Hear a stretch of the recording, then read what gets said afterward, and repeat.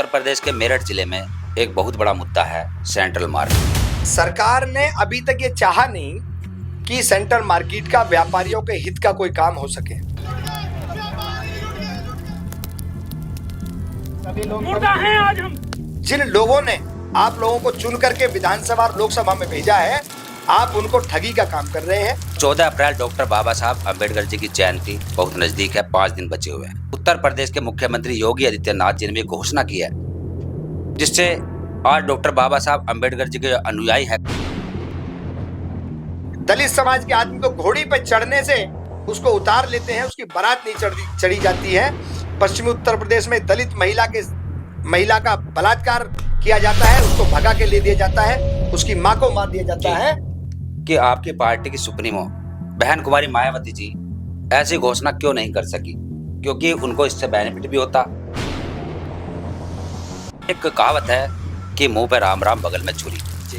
यहाँ पर एक सबसे बड़ी बात ये देखनी होगी कि डॉक्टर बाबा साहब अम्बेडकर जी के विचारों को फॉलो कितना करता है कोई। यानी एक तरफ तो डॉक्टर बाबा साहब अम्बेडकर जी की जयंती को मनाने के लिए घोषणा की जाती है, और दूसरी तरफ उनके जो विचार है, लेकिन सोशल मीडिया पर तमाम जगह एक ही खबर चल रही है कि नरेंद्र मोदी जी ने नाक कटाई और अमेरिका ने घुटने टेके और ईरान की जीत हुई। इसको कैसे देखते हैं आप?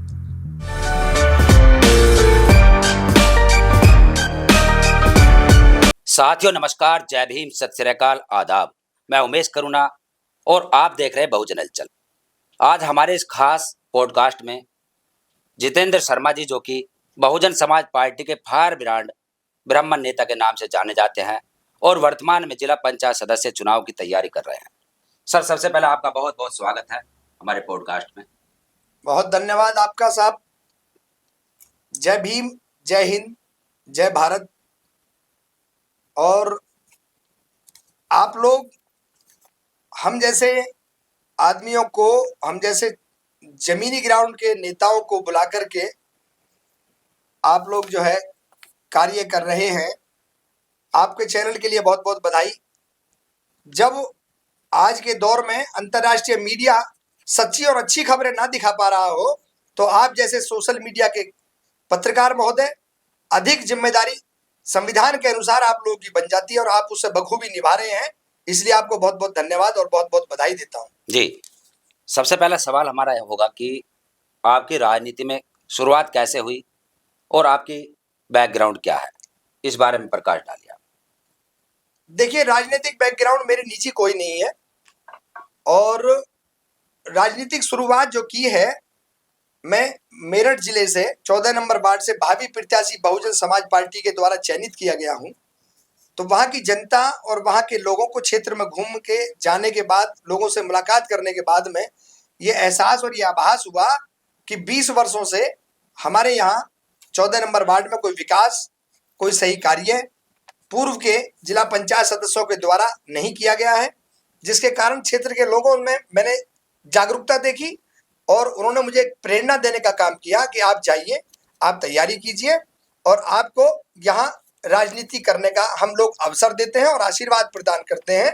तो मैं 14 नंबर वार्ड की अपनी समस्त देवतुल्य क्षेत्र की जनता को प्रणाम करता हूं और उनका आभार प्रकट करता हूं कि उन्होंने मुझे इस काबिल समझा और यहाँ तक मुझे लेकर आने का काम किया। जी, आपके बैकग्राउंड के बारे में हम जानना चाहेंगे कि आपकी बैकग्राउंड है क्या? देखिए, मैं एक सामान्य व्यक्ति हूँ और सामान्य व्यापार करने वाला व्यक्ति हूँ। पूर्व में राशन की दुकान का राशन डीलर रहा हूँ मैं। हमारी मौसी जी के नाम राशन की दुकान थी, तो मैं उसका संचालन किया करता था जी। और छोटा मोटा काम, कारोबार, व्यापार किया है।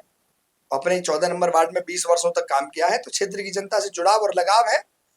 बाकी कोई वैसा धनवान या कोई कीर्तिवान या कोई ऐसा कोई बैकग्राउंड नहीं है कि जिसका मैं अपने पूर्वजों का नाम लेकर के और अपना राजनीतिक एजेंडा सेट कर सकूं या उसका फायदा उठा सकूं। मैं सामान्य व्यक्ति का जीवन यापन करने वाला आदमी हूं। जी, आप बहुजन समाज पार्टी से ही क्यों इत्तेफाक रखते हैं? बहुजन समाज पार्टी को ही आपने क्यों चूज किया, जबकि पार्टी और भी बहुत सारी है और आप जबकि एक ब्राह्मण हैं?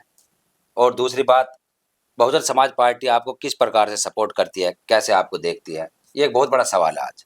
देखिए, जहां तक ब्राह्मण का सवाल है जी, तो बहुजन समाज पार्टी में जो आपका सवाल है उसी में एक जवाब छुपा हुआ है जी, कि जितना ब्राह्मणों को सम्मान आज भी और 2007 से लेकर के बहन कुमारी मायावती जी 12 तक जो शासन रहा, जितना सबसे ज्यादा ब्राह्मणों को सम्मान बहुजन समाज पार्टी के द्वारा दिया गया है, उतना और आज तक किसी पार्टी के द्वारा नहीं दिया गया है। जी। तो ब्राह्मण का तो सवाल यहाँ समाप्त इसलिए हो जाता है। दूसरी बात यह है कि पूर्व की 5 वर्ष की सत्ता समाजवादी पार्टी की और 10 साल की वर्तमान भारतीय जनता पार्टी की जो सरकार है, तो 15 वर्षों तक यह आकलन करने के बाद यह आभास हुआ और जनता में जो मैसेज मैंने देखा और जो पढ़ा लोगों के बीच जाकर के, तो लोगों ने बहन कुमारी मायावती जी के शासन की बहुत प्रशंसा की जी।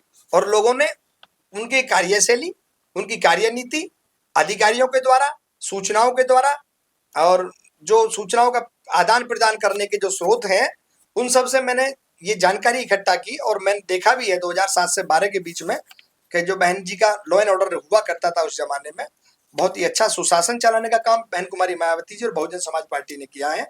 तो बहुजन समाज पार्टी की कार्यनीति से प्रेरित होकर के मैंने अपना राजनीतिक क्षेत्र जो चुना है बहुजन समाज पार्टी इसलिए चुना है। जी। दूसरा, आज जो बेरोजगारी है, बढ़ती बेरोजगारी के लिए को देखते हुए, जैसे आज युवा और पानी की समस्या, सड़कों की समस्या आपके क्षेत्र में भी है, उसको लेकर आपका क्या प्लान है, क्या करना चाहेंगे उसमें सुधार? देखिए, सबसे पहले जो हमारे यहाँ 20 वर्षों से 4 बार के जिला पंचायत सदस्य रहे हैं, उनका कार्यकाल मुझे अच्छी तरह से याद है। मैंने देखा है, अनुभव किया है। तो क्षेत्र में जो भी कार्य किए गए हैं वो बिल्कुल जीरो के बराबर है। जितना कार्य क्षेत्र में विकास होना चाहिए था उतना विकास नहीं हुआ है। जनता वहां की परेशान है और लोगों ने आकर के जनता को मोह करके और जनता को प्रलोभन उल्टे सीधे दे करके और निराधार बातें करने के बाद में जनता का मन जीता और जनता ने उनको जिला पंचायत सदस्य के पद तक पहुंचाया। लेकिन 20 वर्षों से सभी पूर्व के जिला पंचायत सदस्यों के द्वारा उतना विकास और उतना खुशहाली के रास्ते जो होने चाहिए थे वो क्षेत्र में नहीं हुए हैं। उन सब चीजों को देख करके मैंने ये आकलन किया है कि क्षेत्र में बहुत काफी विकास होने की आवश्यकता है। जी।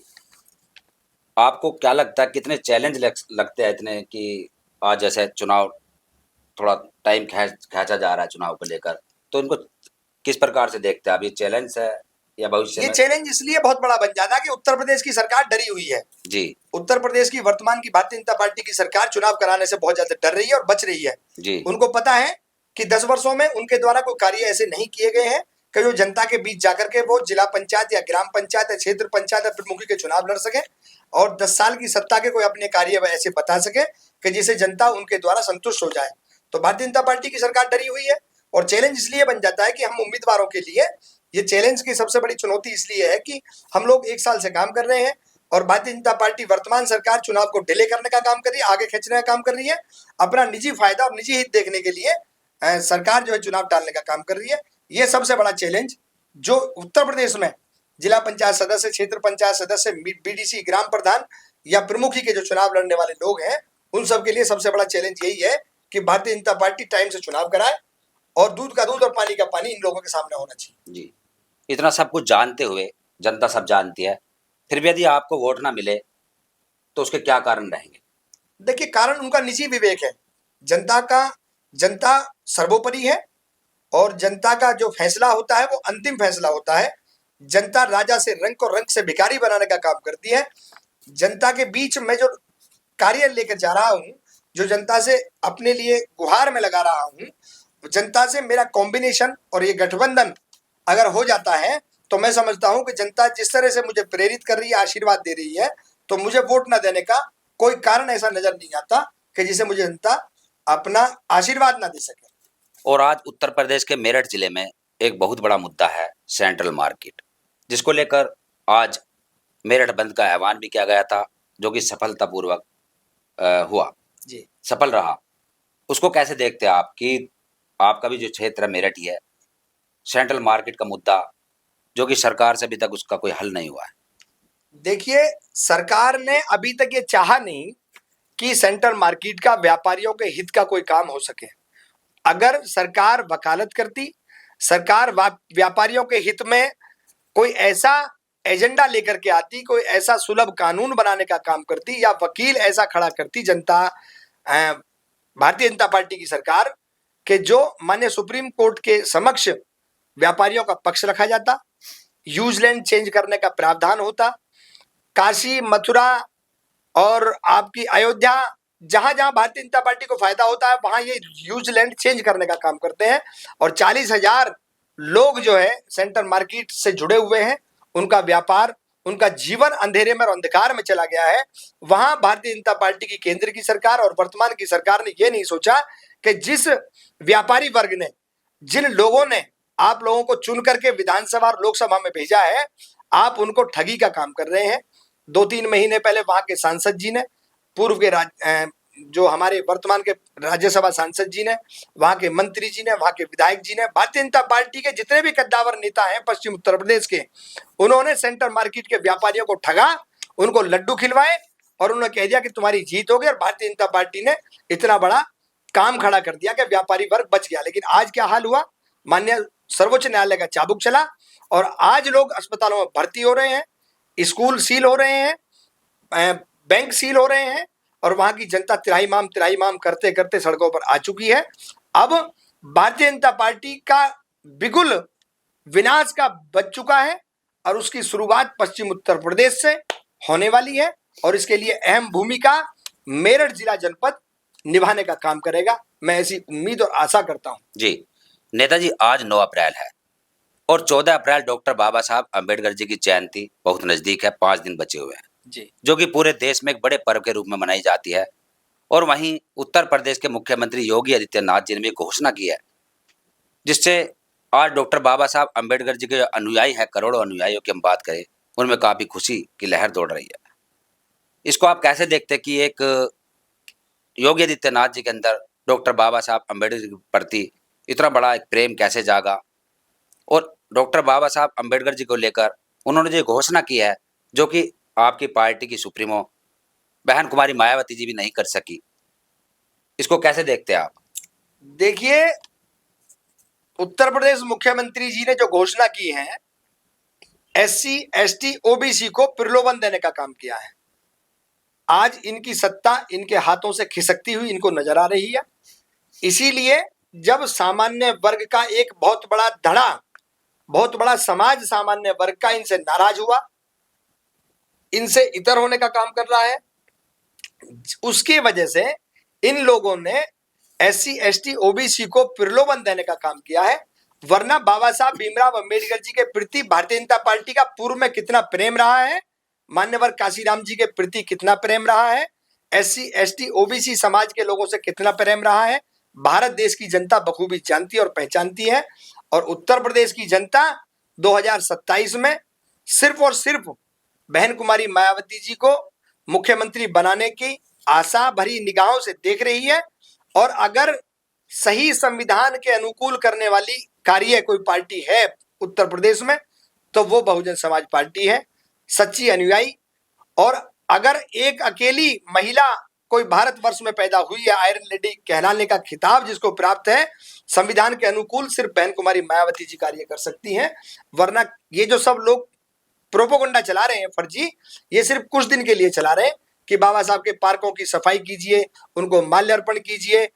ये एक SC दलित समाज के आदमी को घोड़ी पर चढ़ने से उसको उतार लेते हैं, उसकी बारात नहीं चढ़ी जाती है। पश्चिमी उत्तर प्रदेश में दलित महिला का बलात्कार किया जाता है, उसको भगा के ले दिया जाता है, उसकी मां को मार दिया जाता है। तो भारतीय जनता पार्टी के द्वारा जो संरक्षित वर्ग के लोग हैं, जो 10 साल से इनके एजेंडे के नीचे कार्य कर रहे हैं, आज वो भारतीय जनता पार्टी से मोह भंग करते हुए जा रहे हैं।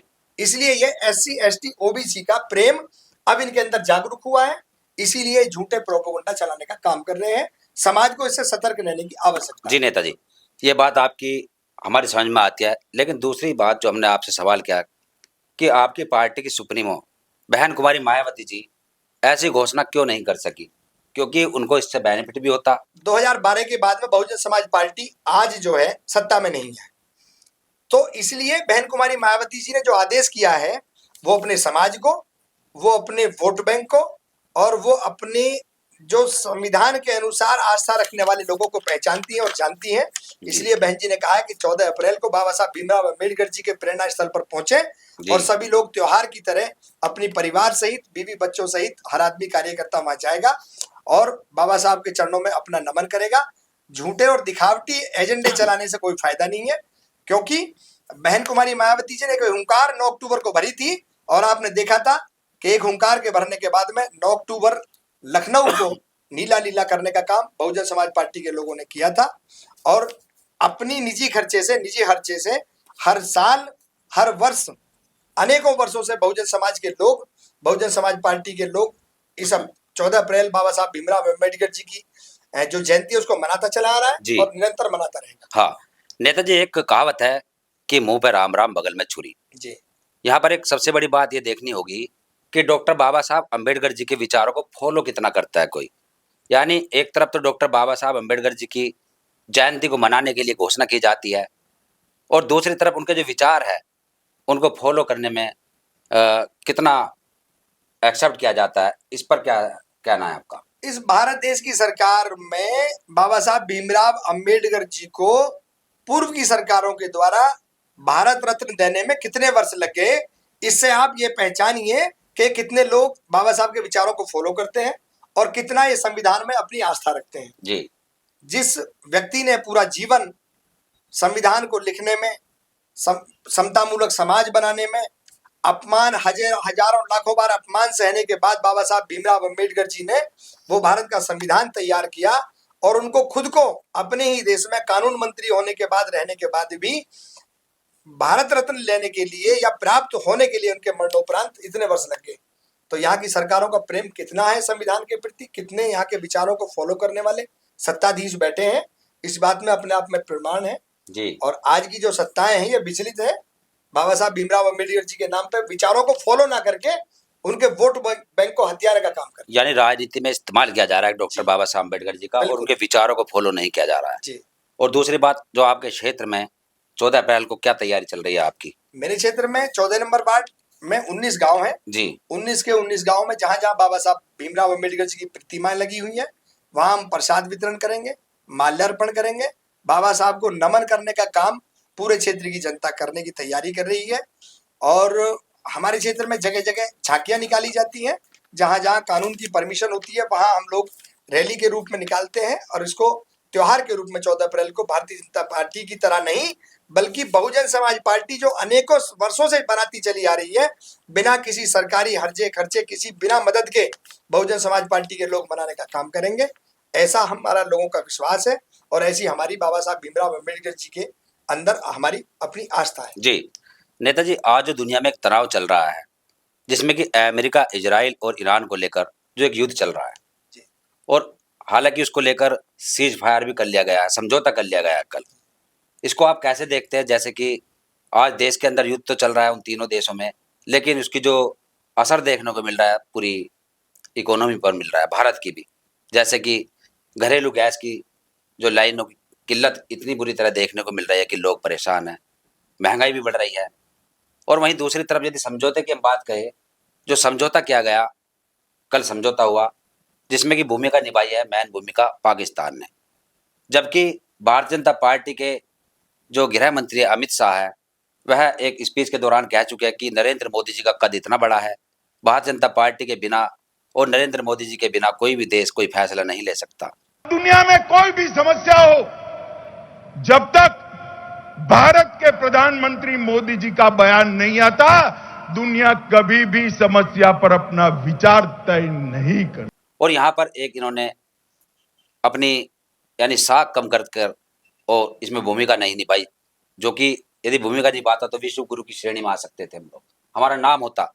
लेकिन सोशल मीडिया पर तमाम जगह एक ही खबर चल रही है कि नरेंद्र मोदी जी ने नाक कटाई और अमेरिका ने घुटने टेके और ईरान की जीत हुई। इसको कैसे देखते हैं आप? देखिए, भारतीय जनता पार्टी जो विश्व गुरु का ड्रामा और नाटक कर रही है 12 वर्षों से केंद्र में और 10 वर्षों से उत्तर प्रदेश में, जी। आप ये देखिए कि विश्व गुरु का खिताब ये किसने दिया है भारतीय जनता पार्टी को या प्रधानमंत्री जी को? खिताब ये मिलता कहाँ है? ये विश्व गुरु का एजेंडा 2014 के बाद जन्म लिया। देश पहले भी था, एक जमाने में पूर्व की प्रधानमंत्री रही श्रीमती इंदिरा गांधी ने एक बार किसी विदेश में गई थी और वहां के प्रेसिडेंट से मिलने के लिए मना कर दिया था उन्होंने। जी। तो उन्होंने अपने नाम का डंका नहीं बजाया। पूर्व की सरकारें, जो भी सरकारें रही हैं, जिसके पास जैसे स्रोत थे, जिस हाल में उस टाइम देश था, उसके अनुसार ये देश चला। जी लेकिन इन्होंने भारतीय जनता पार्टी के सत्ता में आने के बाद में इन्होंने विश्व गुरु मोदी जी, सारी दुनिया के गुरु मोदी जी ने वर्ल्ड वार रुकवा दी, मोदी जी ने उस देश का भला कर दिया। मोदी जी को विदेश नीति अच्छी तरह से पता है कि पूरी तरह से फेल है, विदेश नीति विफल हो चुकी है। और विदेश नीति अगर विफल ना होती तो वास्तविक 12 वर्षों के बाद में आज भारतीय जनता पार्टी के प्रधानमंत्री को यह नहीं कहना पड़ता कि मुझे 2047 तक का समय दे दीजिए और मैं 2047 तक इस भारत देश को सोने की चिड़िया बना दूंगा। जी जब 2014 में आप आते हैं तो आप फिर 14 से 5 साल बाद 19 की बात करते हैं। आप मुझको 2 घंटे दे दीजिए, किसी चौराहे पे बुलवा के मुझे मरवा देना, मुझे जो चाहो वो सजा दे देना। तो बराबर निरंतर जो 12 वर्ष तक प्रधानमंत्री शासन कर रहा हो देश में और उसके बाद भी 2047 तक का एजेंडा तैयार कर रहा हो, तो ये विफल अपने आप में भारत का प्रधानमंत्री विफल हो चुका है, भारत की विदेश नीति विफल हो चुकी है। और भारत देश जो उस जमाने में कर्जा हुआ करता था उससे कई गुना, हजारों गुना, लाख करोड़ कर्जे में देश दब चुका है। युवा बेरोजगार है, प्रधानमंत्री विफल है, उत्तर प्रदेश की सरकार भारतीय जनता पार्टी की विफल है।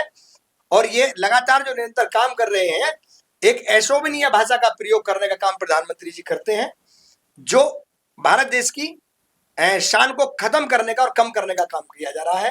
भारतीय जनता पार्टी ने सिर्फ और सिर्फ अपना विकास किया है। जो 100 करोड़ का चंदा प्राप्त 2012 से पहले हुआ करता था, आज 10,600 समथिंग करोड़ का चंदा भारतीय जनता पार्टी के पास है। गाय का कटान बंद नहीं हुआ है, बेटियों का बलात्कार बंद नहीं हुआ है, बेरोजगारी चरम पर है। तो भारतीय जनता पार्टी की सरकार विफल है अपने आप में। ये विश्व गुरु भारतीय जनता पार्टी को बनाने का काम कर रहे हैं, ना कि देश को विश्व गुरु बनाने का काम कर रहे हैं। जी, एक लोकल लीडर होने के बावजूद भी आप इतनी नॉलेज रखते हैं, इतनी समझ रखते हैं राजनीति की, और बेबाकी से आप बोलते हैं, जैसे कि हमारे चैनल पर पहले भी आप कई बार वायरल हो चुके हैं।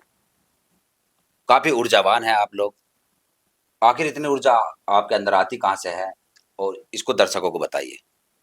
भारत का जनमानस, जो संवैधानिक लोग कार्य करने वाले लोग हैं, वो मेरे प्रेरणा का स्रोत है। और भारत में कोई ऐसा व्यक्ति नहीं है, कोई राजनेता नहीं है। वो अलग बात है कि वर्तमान की सरकारों में मुंह में राम बगल में कैंची रखने का काम करते हैं, मंच पर खड़े होकर सेकुलर होने का दावा करते हैं और संविधान की शपथ खाते हैं, और बाहर जाकर विदेशों में बाबा साहब भीमराव अंबेडकर जी के चरणों में नमन करते हैं, मालाएं पहनाते हैं। और देश में आने के बाद में अपने ही देश में गांधी का तिरस्कार करते हैं, गांधी का अपमान करते हैं, गोडसे को भक्त बताते हैं। तो ऐसी राजनीति से दूर रहने वाले लोगों से मेरा पुराना रिश्ता रहा है, जिन्होंने देश के लिए काम किया है, चाहे वो किसी पार्टी के हो, किसी को ऐतराज नहीं करना चाहिए करने के लिए। और उन लोगों के बीच में मैंने लगभग राजनीतिक जो समझ रखने वाले लोग हैं, जिनके अंदर राजनीति का सन 47 से लेकर के और सन 2000 तक का, 2012, 14, 16 तक का ज्ञान रहा है, उन लोगों के बीच मैंने जीवन यापन किया है। बहुत सारे लोग ऐसे राजनीतिक हैं, मेरे टच में रहे हैं, उनकी वजह से। और आप जैसे पत्रकार जो निडरता से पत्रकारिता करने का काम कर रहे हैं और जो खुलेआम, खुले मन से निडर होकर के चीजों को दिखाने का सोशल मीडिया के द्वारा काम कर रहे हैं, आप सब लोगों के सहयोग की वजह से आज जनता का प्रेम मेरे साथ है और मेरे क्षेत्र की जनता मेरे साथ है। इसलिए किसी का डर लगता नहीं है, अथाह संपत्ति नहीं है, गलत कारनामे करने का कोई मेरे ऊपर पीछे बैकग्राउंड नहीं है, और इसलिए डर लगता नहीं है।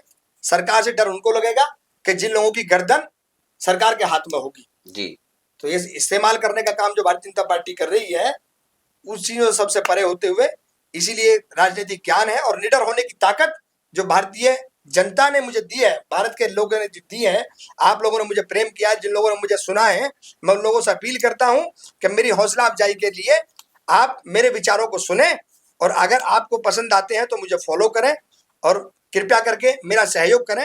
बहुत बहुत धन्यवाद। जी हाँ नेताजी, एक हमारा आखिरी सवाल है।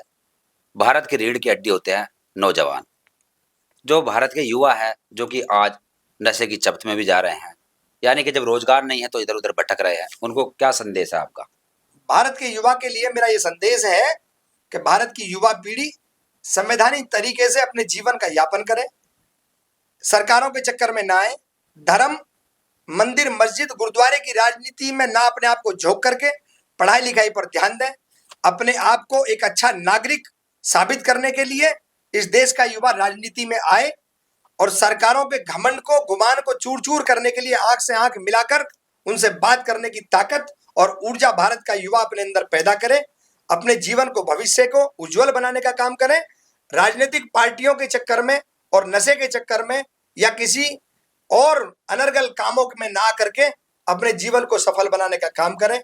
मैं सभी भारत के युवा साथियों से यह अपील करता हूं और उनके उज्जवल भविष्य के लिए कामना करता हूं कि हे प्रभु, भारत के युवाओं को धर्म की राजनीति से दूर रखना, संविधान की किताब पढ़ाने का काम करना और संविधान के अनुकूल सच्चे और श्रेष्ठ नागरिक भारत के बने, ऐसी मैं भारत के युवाओं के लिए कामना करता हूं और शुभकामनाएं देता हूं। जी, बहुत बहुत शुक्रिया। बहुत ये- बहुत धन्यवाद सभी का। आप सभी लोग आए, आपका धन्यवाद करता हूं। जय हिंद, जय भारत, जय संविधान। ये हमारे साथ थे जितेंद्र शर्मा जी, जो कि अपनी बेबाकी से जो बातें बताई उनको दर्शकों को ध्यानपूर्वक सुनना चाहिए और शेयर भी करना चाहिए, क्योंकि बहुत ही गहरी बात कही है इन्होंने युवाओं को लेकर खास तौर पर। और आगे भी बहुत सारी ऐसी बातें बची हुई है जिन पर हम आगे कभी टॉपिक पर चर्चा करेंगे। इस वीडियो को शेयर करें और देखते रहिए बहुजन हलचल। फिर मिलेंगे ऐसी खबर के साथ। जय भीम, जय भारत, धन्यवाद।